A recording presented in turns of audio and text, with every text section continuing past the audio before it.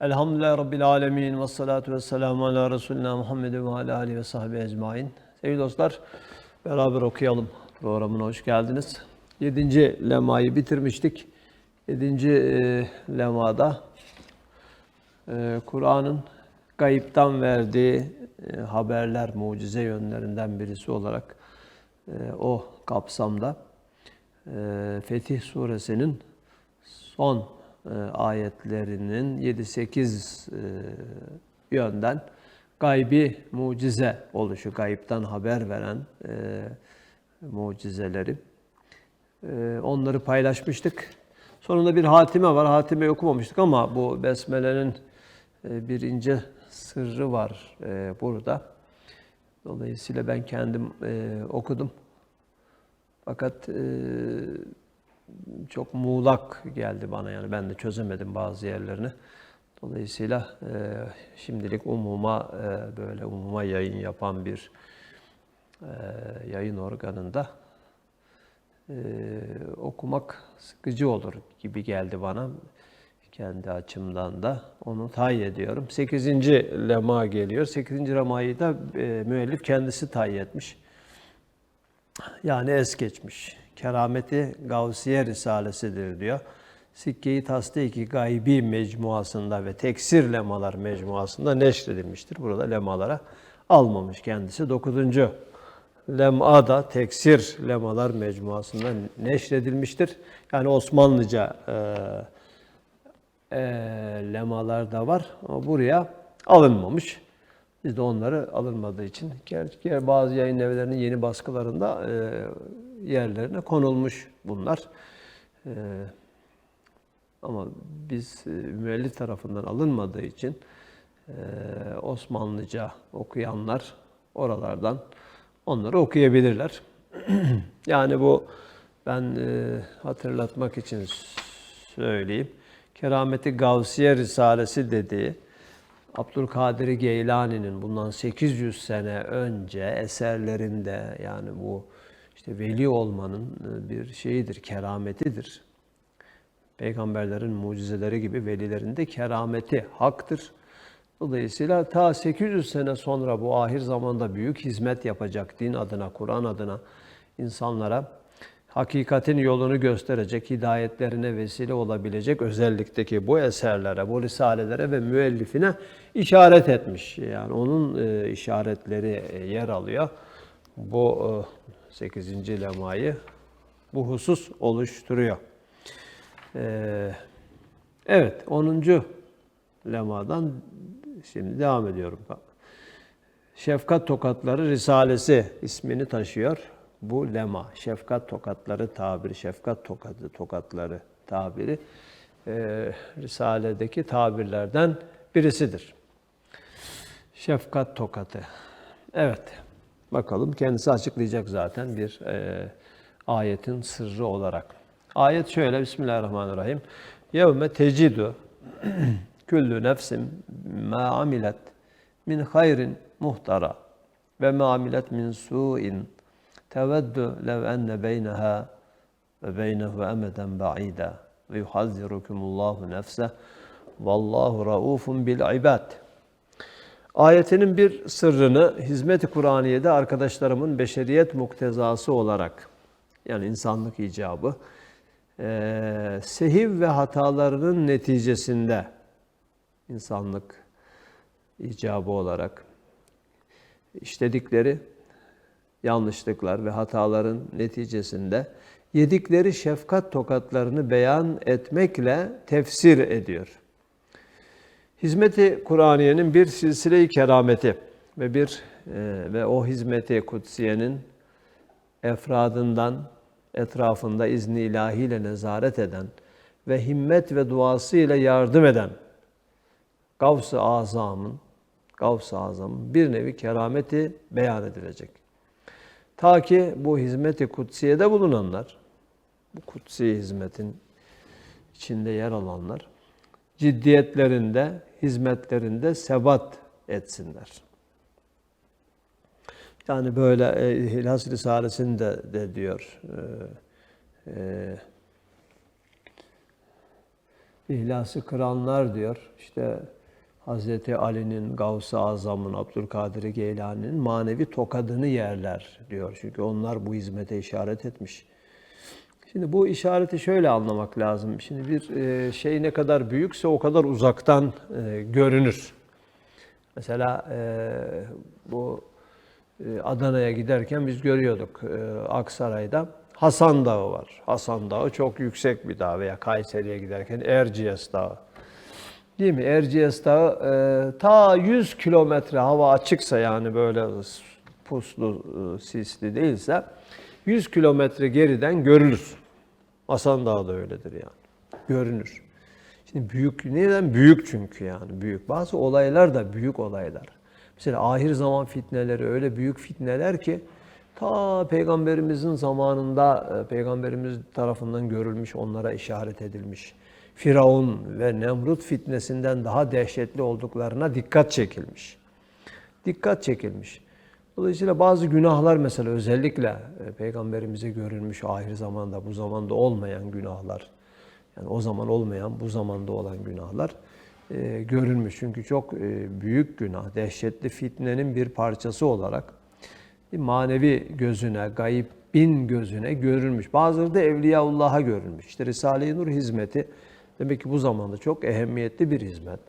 Çok Kur'an adına, Kur'an'ın işte yeni çağa, yeni bir tarzda sunumu olarak, asrın anlayışına hitabı olarak çok önemli bir vazife görüyor ki çok uzaklardan, zamansal olarak yani çok uzaklardan dikkat çekmiş.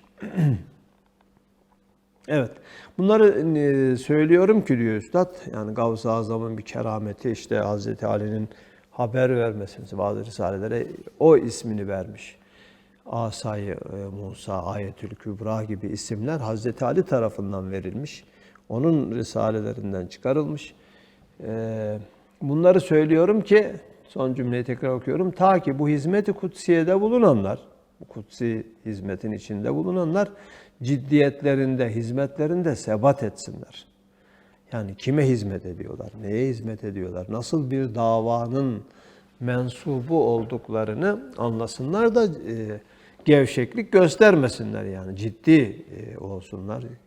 Bu davanın büyüklüğünün gerektirdiği ciddiyeti, sadakati, gayreti göstermeleri için bunları zikrediyorum diyor. Yoksa tefahür olsun, ya işte benim eserlerim işte bak ta uzaktan böyle büyük insanların takdirini kazanmış diye değil. Bunun için değil. Evet.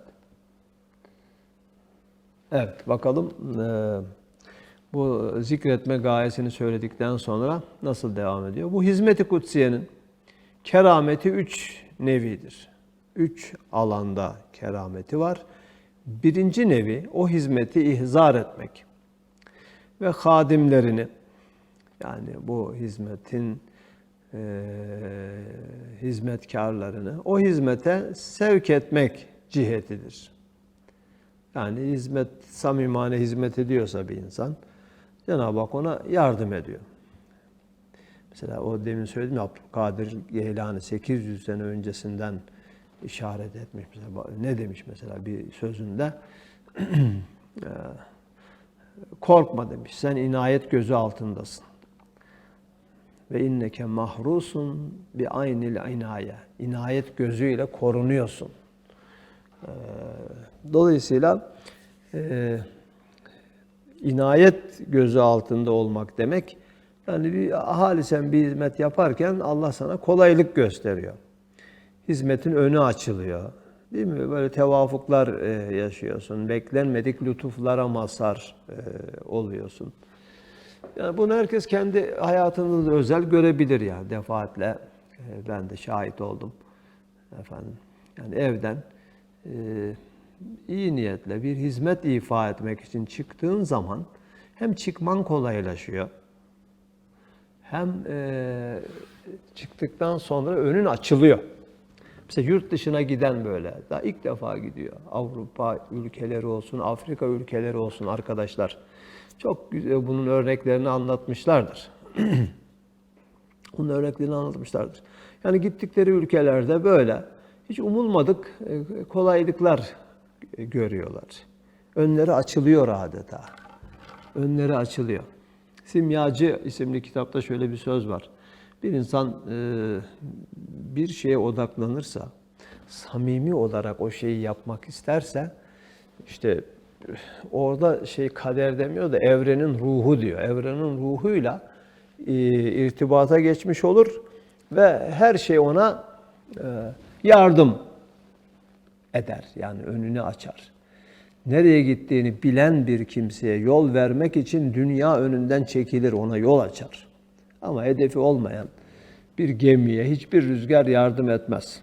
Etse de zaten hedefi olmadığı için lehine mi, yardım mı bu yoksa aleyhine mi onu bilemez. O kimse ondan yararlanamaz.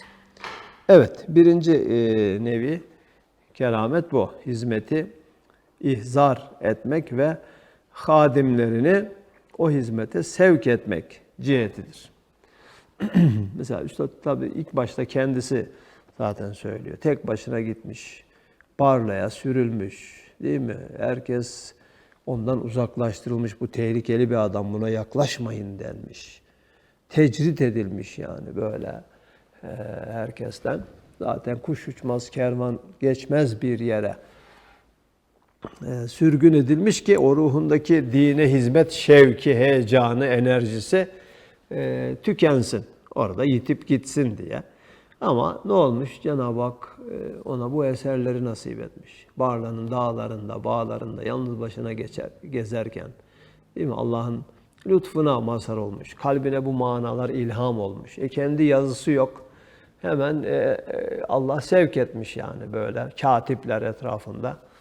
Biz yazalım demişler. Sana yardımcı olalım demişler. Üstad söylemiş, onlar yazmış. Değil mi? Sonra yazanlar tabii bir kişi el yazmış yani. Kim okur? Allah sevk etmiş. Okuyanlar çıkmış. Okuyanlar yeni kimselere duyurmuş. Böyle dalga dalga yayılmış. Tam 30 seneye yakın böyle el yazısıyla hem de Kur'an harfleri yasak olduğu bir dönemde böyle matbaayı geçmiş savda bin kalem diye şiirde de yer aldığı şekliyle. Değil mi? Bütün bunlar lütuf yani. Allah'ın ikramına mazhar oldu mu, rahmet-i ilahiye yar oldu mu önünü açıyor. Evet, ikinci kısım manileri bertaraf etmek ve muzırların şerlerini, muzırların yani zarar vermek isteyenlerin şerrini def edip onları tokatlamaktır. Evet, bu iki kısım hadiseleri iki kısmın hadiseleri çoktur, hem çok uzundur. Başka vakte taliyken, yani bunların örneklerini de verebilirim diyor. Başka uzun sürer ama başka zamana bırakıyorum bunu. En hafif olan üçüncü bir kısımdan bahsedeceğiz. Bir dipnot var. Mesela Halk Partisi Nur talebelerine verdikleri azap ve sıkıntı ve ihanetlerden kendileri dünyada daha ziyade cezasını çektiler, aynını gördüler diyor. Evet. Üçüncü bir kısımdan bahsedeceğiz diyor ki bu Şefkat Tokatları Risalesi işte bu üçüncü kısım örneklerinden oluşuyor. Nedir o? Şudur ki hizmette halisen çalışanlara fütür geldiği vakit yani böyle usanç, fütür demek gevşeklik ve usanç geldiği vakit şefkatli bir tokat yerler. İntibaha gelerek yani uyanarak yine o hizmete girerler. Bu kısmın hadisatı 100'den fazladır. Yalnız 20 hadiseden 13-14'ü şefkatli tokat yemişler. 6-7'si zecir tokatı yemişler. Zecir yani kovulma, hizmetle alakasını kesme, hizmetten uzaklaşma tokadı ki büyük bir tokat bu. Yani ötekiler böyle bir gevşeklik geliyor, usanç geliyor, hemen bir uyarı alıyor. Kendine geliyor o uyarı. Onu ya ben işte bu hatamdan dolayı böyle bu uyarı aldım, tekrar hizmete sarılayım diye dönüyor. Zaten o uyarıyı anlamıyorsa, dönmüyorsa bu sefer şefkat tokatı zecir tokatına dönüşebiliyor ki o zaman tamamen bağ kopuyor, uzaklaşıyor. Ya bu Kur'an-ı Kerim'de de var. Ali Çetinkaya hocam bunu çok zikreder. Dolayısıyla dönsünler diye leallehum yerciun diyor. Yani umulur ki dönerler. Dönsünler diye hatalı yollardan, günah yollarından biz insanları çeşitli şekillerde musibetlerle uyarırız. Sonra dönmüyorlar. Onlara bütün kapıları açarız. Ebvâbe külle şeyin. Her şeyin kapısını onlara açarız. Değil mi? Böyle hep işleri rast gider. Yani yolunda gider. Böyle onlar da aldanırlar ona. Bu istidraçtır yani derece derece azaba yaklaşmaktır. Zecir tokatı işte budur. Sonra da aniden onları yakalarız. O maneviyattan uzak halde, günahların içinde yakalarız ve ebedi hayatları mahvolur, giderler. Bu zecir tokatıdır. Evet. Demek ki insan o zaman başına gelen böyle işte hastalık olur, musibet olur, bir kaza olur, bir değil mi? Herhangi bir şey olabilir. Olumsuz bir şey hemen düşünmesi lazım yani. Bu bana bir tokat mı? Hangi hatamdan dolayı? Çünkü başınıza gelenler kendi ellerinizle yaptıklarınız yüzündendir. Kendi ellerinizle yaptıklarınız yüzünden. Ayet-i kerime var. Dolayısıyla mümin ayağına diken batsa ya acaba ne yanlış yaptım yani hemen kendini bir gözden geçirecek. Daha yakından başlayarak geriye doğru hayatını bir gözden geçirecek. Yani hangi hatamın cezası olarak bu başıma geldi diye düşünecek ve o hatasını telafi etmeye çalışacak. Yoksa hiç aldırış etmezse, değil mi? Bu sefer devam ederse hatalarına, yani insanın hatasını görmemesi o hatasından daha büyük bir hatadır. Bir yerde öyle söylüyor. Hele hiç kendine hata yakıştırmaması, değil mi? Kendini hatasız görmesi en büyük hatadır. En büyük hatadır Allah korusun. Şeytani bir özelliktir, kibirdir.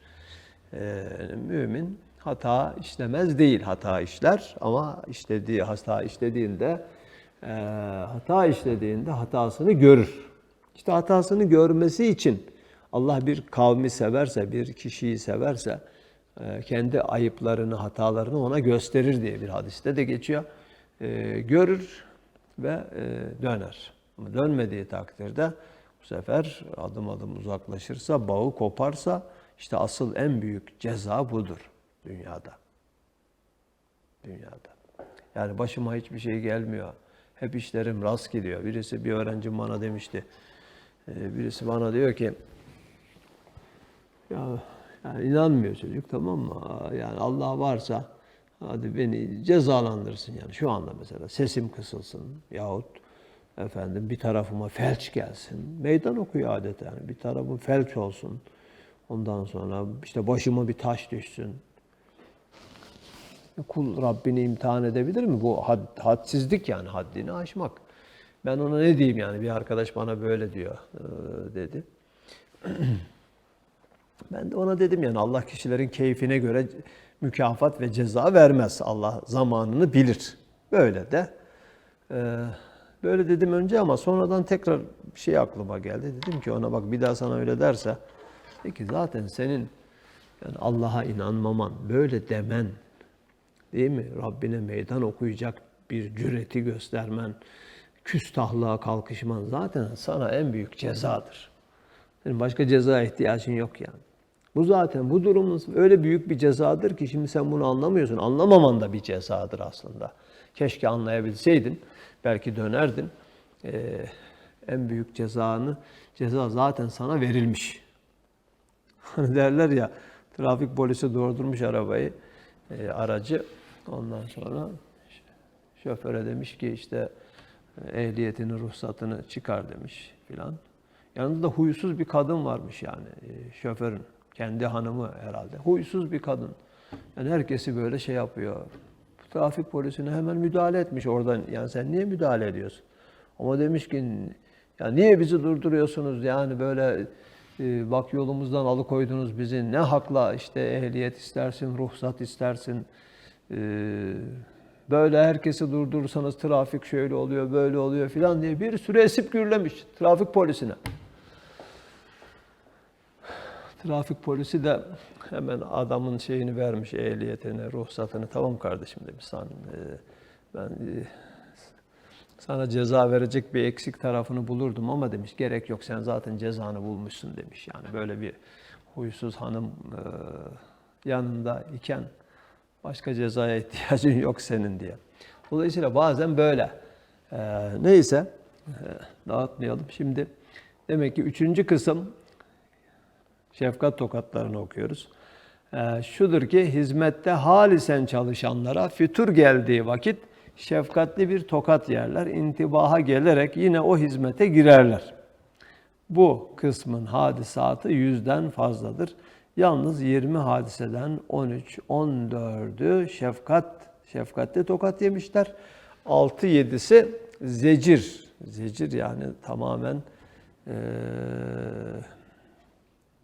kovulma, uzaklaştırılma tokadı görmüşler. Birincisi kendinden başlıyor. Bu biçare Said'dir. Her ne vakit hizmete fütur verir. Neme lazım deyip hususi nefsime ait işlerle meşgul olduğum zaman tokat yemişim. Yani böyle eskiden beri zaten bizim kültürümüzde var ya, dünyayı sen düzelteceksin yani. Kıl beşi, ye aşı, değil mi? Başka şeyi düşünme. Dolayısıyla diye sadece kendini düşünme hissi bana geldiği zaman diyor. Yani başkaları, çünkü bizim asıl kendi imanımızı kurtarmanın yanında başkalarının imanının kurtulmasına çalışmak gibi bir gayemiz var. Neme lazım deyip hususi nefsime ait işlerle meşgul olduğum zaman tokat yemişim. Hem de kanaatim geliyor ki ihmalimden tokat yedim. Çünkü hangi maksadım beni ifale sevk etmiş ise onun aksiyle tokat yerdim. Sair halis arkadaşlarımın da yedikleri şefkat tokatları dikkat ede benim gibi hangi maksat için ihmal etmişse, yani hizmeti ihmal etmişse, onun aksiyle şefkat tokatlarını yediklerinden kanaatimiz gelmiş ki o hadiseler hizmeti Kur'aniyenin kerametindendir. Mesela bu biçare Said Van'da dersi hakaik-ı Kur'aniye ile meşgul olduğum miktarca Şeyh Said hadisatı zamanında vesveseli hükümet hiçbir cihette bana ilişmedi ve ilişemedi.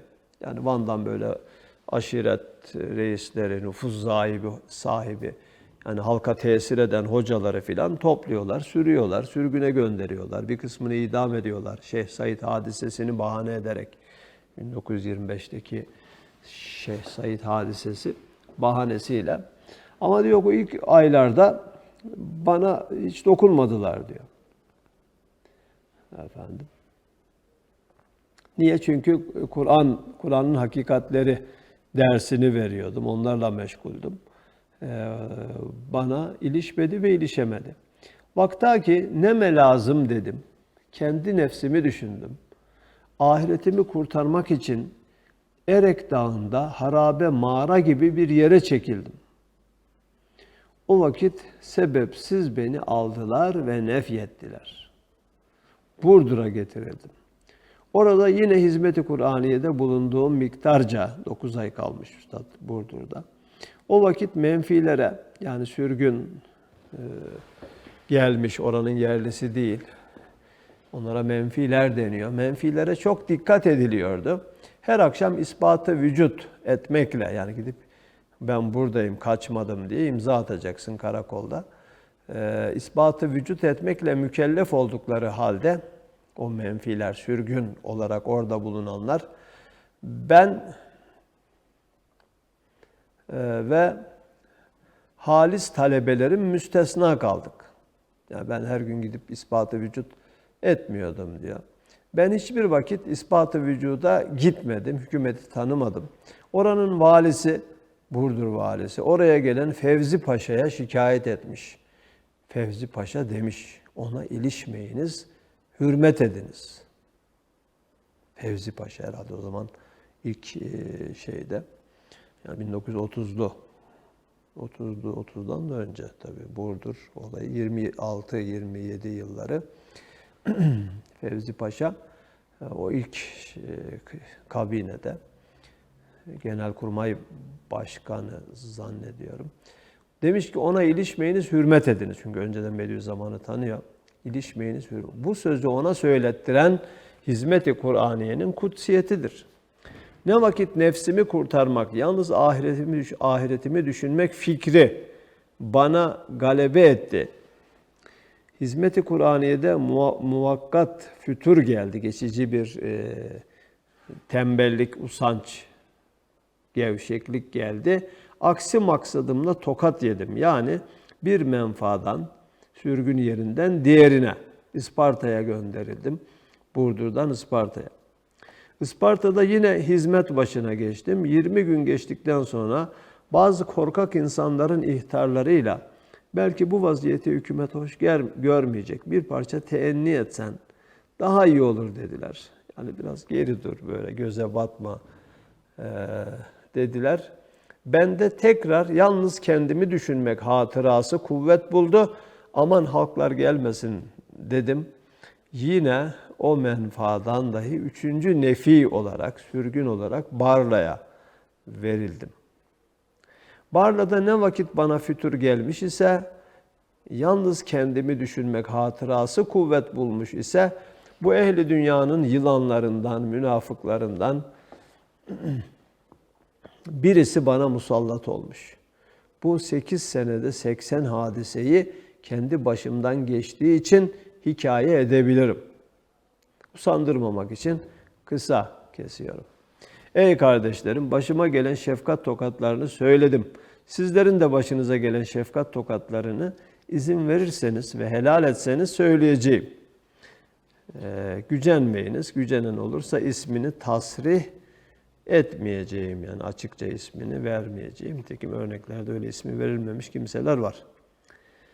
Kendinden başlamış, sonra ikincisi de öz kardeşim ve en birinci ve en yüksek ve fedakar bir talebem olan Abdülmecid. Abdülmecid'in Van'da güzel bir evi vardı. İdaresi yerinde, hem muallim idi. Hizmet-i Kur'aniye'nin daha revaçlı bir yeri olan hududa gitmekliğim için arzumun hilafına olarak teşebbüs edenlere İçtihadınca güya menfaatim için iştirak etmedi.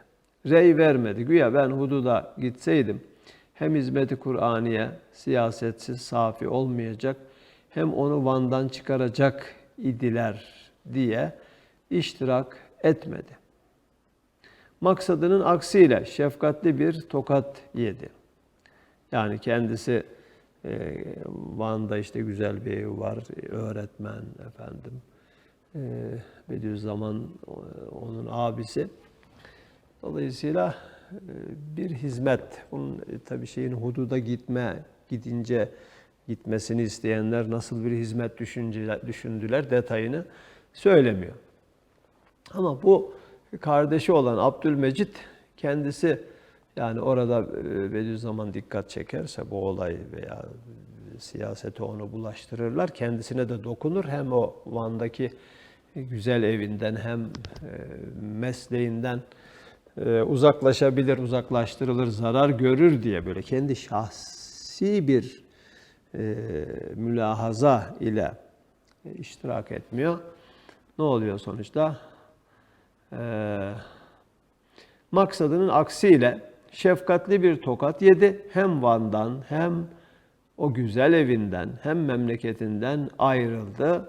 Ergani'ye gitmeye mecbur kaldı diye kardeşini ikinci olarak örnek veriyor. Üçüncüsü, Hizmet-i Kur'aniye'nin pek mühim bir azası olan Hulusi Bey, Bediüzzaman'ın Bağrı'daki ilk talebelerinden Albay Hulusi Bey.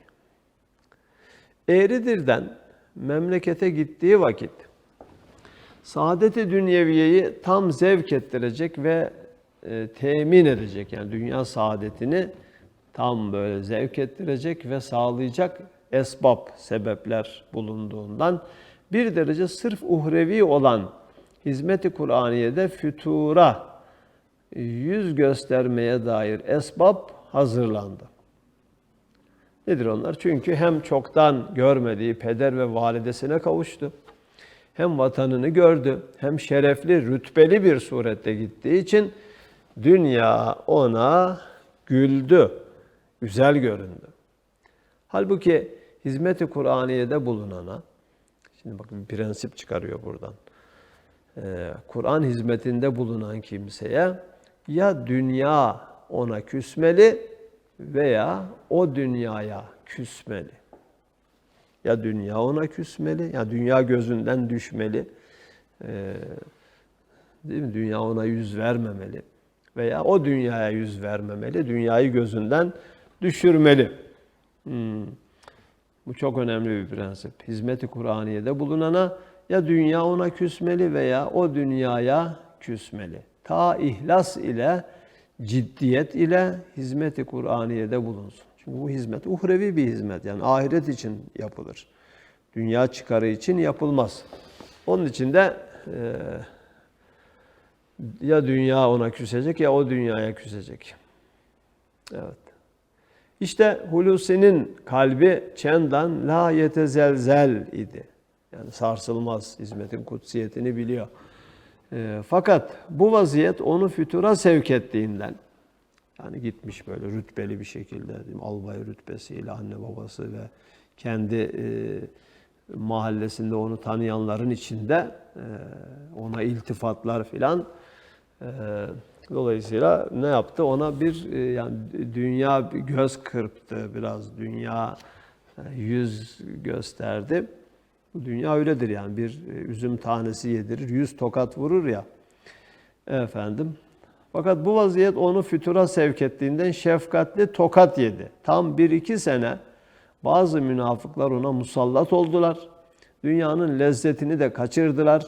Hem dünyayı ondan hem onu dünyadan küstürdüler. O vakit vazife-i maneviyesindeki ciddiyete tam manasıyla sarıldı. Bu Hulusi diye burada örnek verilen abimiz, biz Ankara'ya geldiğimizde İlahiyat Fakültesine 1979 yılında tabii Elazığ'da yaşıyordu, emekli olmuştu. Halen kabri Elazığ'da.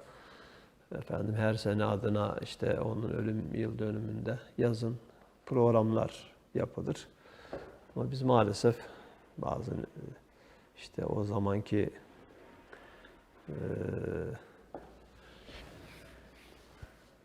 bazı nedenlerden dolayı gidip göremedik yani, yoksa üstadımın talebesini görüp elini öpüp o aldığı dersleri bizzat kendisinden dinlemek, özellikle bu burada Şefkat Tokatları Risalesi'nde sözü edilen bu hususun açıklamasını bizzat kendisinden dinlemek isterdim şahsen. Dinleyenler vardır izleyicilerimiz içerisinde. Keza Mehmet Feyzi abi Kastamonu'da, efendim diğer abiler. Bayram abi Isparta'da, onu gördüm, dinledim birkaç defa. Abdullah Yeğin abiyi gördüm, dinledim ama bu Hulusi abi ve Mehmet Feyzi abiyi dinleyemedim maalesef. Evet, dördüncüsünü de okuyalım, bitirelim. Muhacir Hafız Ahmet'tir. O kendisi söylüyor. Evet, ben itiraf ediyorum ki hizmet-i Kur'aniye'de ahiretim noktayı nazarında, içtihadımda hata ettim.